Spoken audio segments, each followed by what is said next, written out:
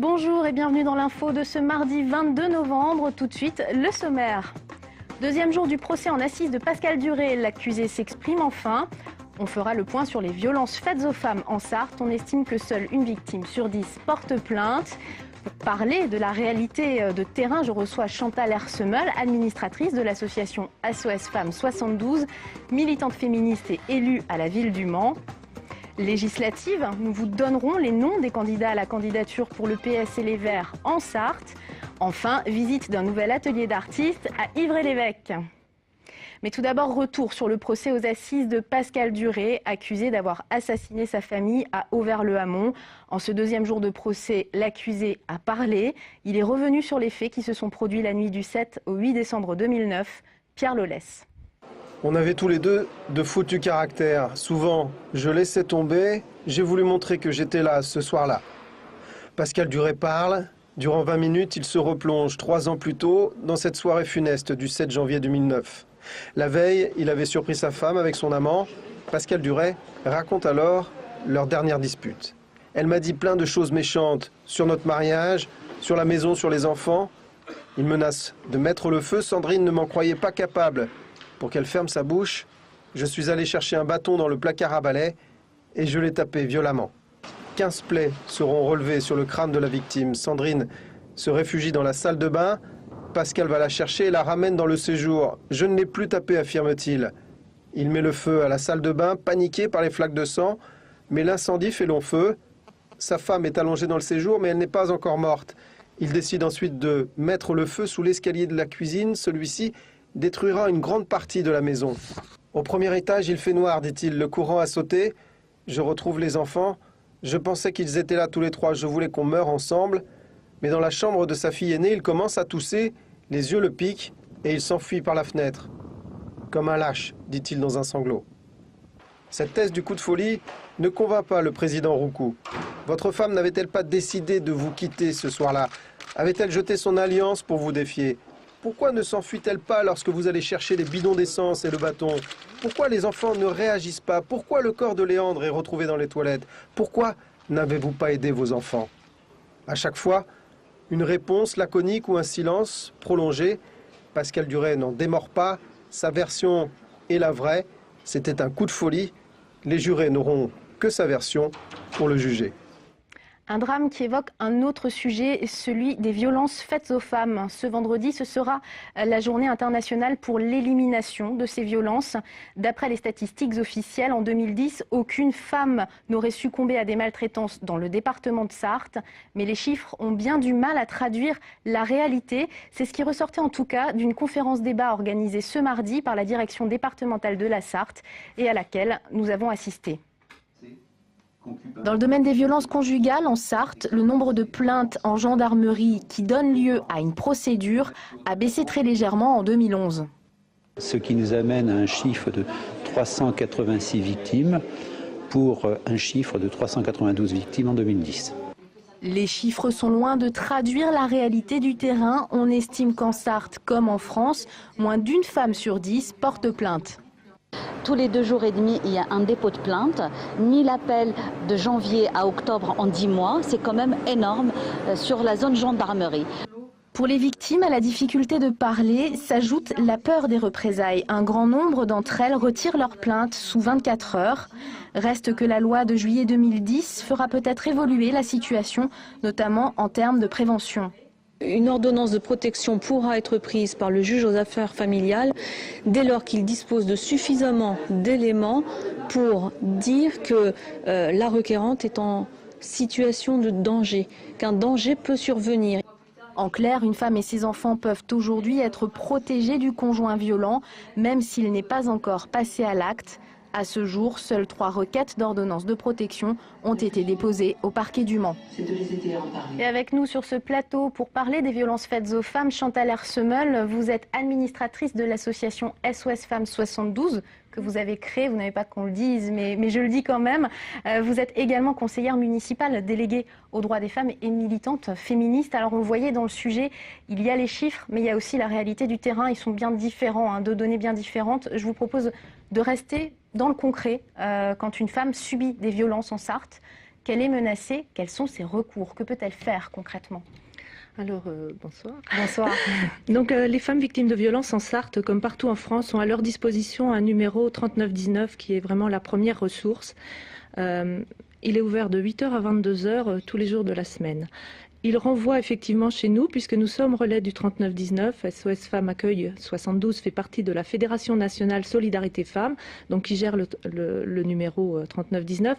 Dans la Sarthe, on a donc des permanences lundi, mardi, jeudi, vendredi, où on accueille les femmes physiquement et au téléphone, parce que les femmes qui ne peuvent pas se déplacer, on peut quand même les aider à s'orienter, à trouver des solutions. Donc voilà, elles viennent nous voir, on les écoute.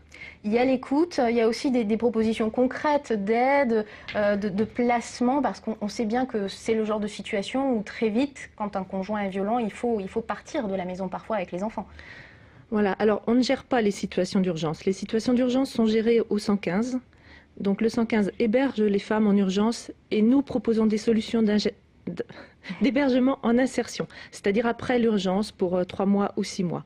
Nous avons maintenant 3 appartements donc, qui peuvent proposer 6 places pour des femmes victimes de violences avec leurs enfants. On a fait le bilan sur 2010, on a accueilli 20 personnes déjà. Là, la démarche, elle doit être faite par les victimes. On le voit bien, moins d'une victime sur 10 fait cette démarche. J'ai envie de vous parler de l'entourage également, parce qu'on le voit dans le procès d'Auvers-le-Hamon qui a lieu en ce moment, qui se tient en ce moment au Mans.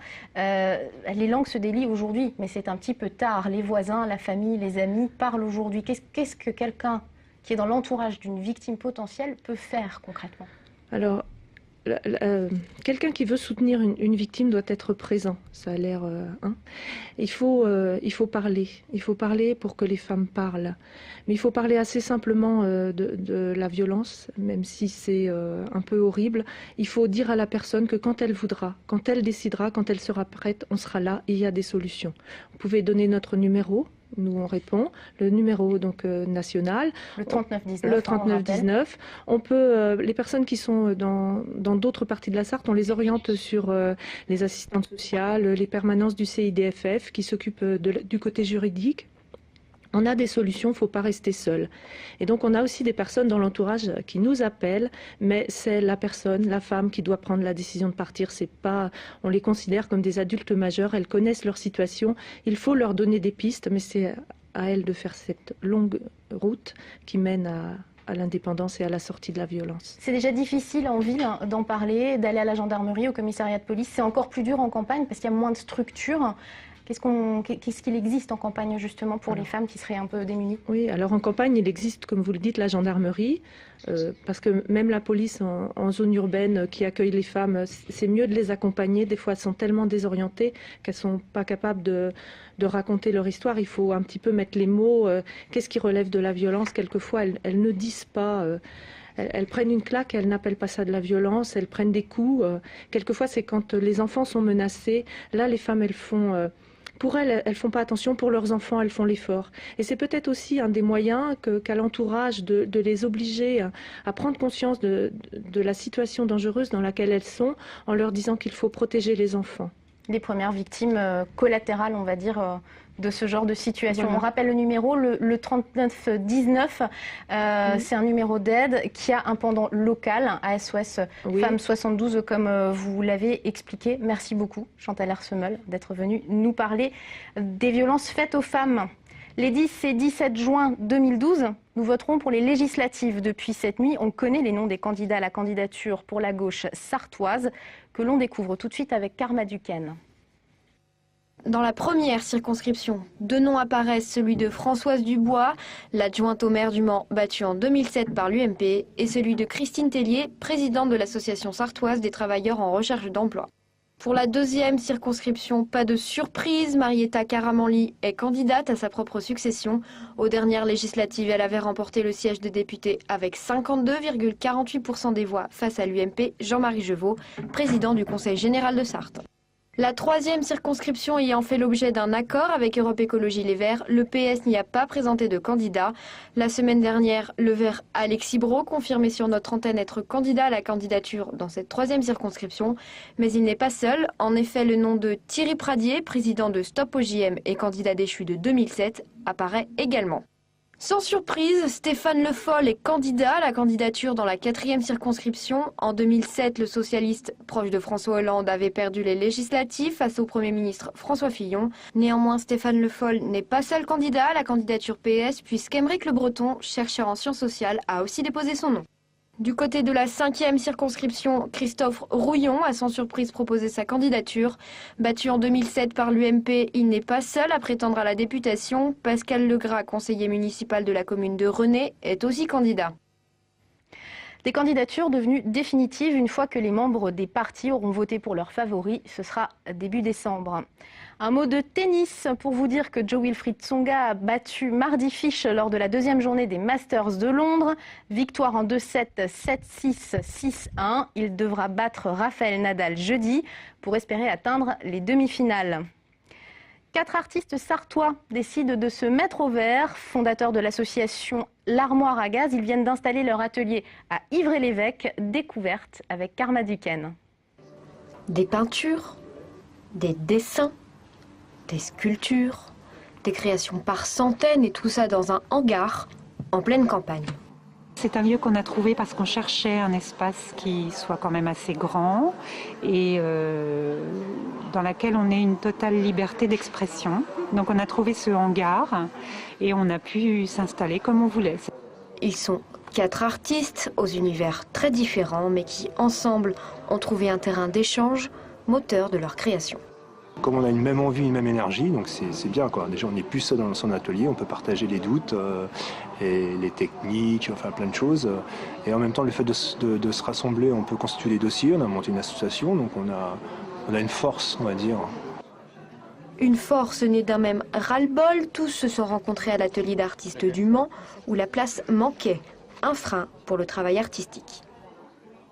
Avant, on avait 25 mètres carrés à 2. On a été amené en discutant avec Stéphane et Isabelle, à vouloir trouver un lieu plus grand en fait, pour qu'on puisse avoir de meilleures possibilités de stockage et de travail. Un lieu certes grand, mais qui garde tout de même les caractéristiques d'un hangar classique. Cet hiver, ça va être dur parce qu'on ne peut pas chauffer, c'est trop haut de plafond, c'est pas isolé. Tant pis, on mettra des moufles, des pulls et puis on essaiera de continuer à bosser quand même. Et pour découvrir ses créations, l'association reçoit sur rendez-vous dans son atelier du Champ des Genêts à Ivry-l'Évêque. Voilà, c'est la fin de cette édition. Tout de suite, vous retrouvez Julien Sénéchal dans la quotidienne des créations. Passez de très bons moments sur notre antenne.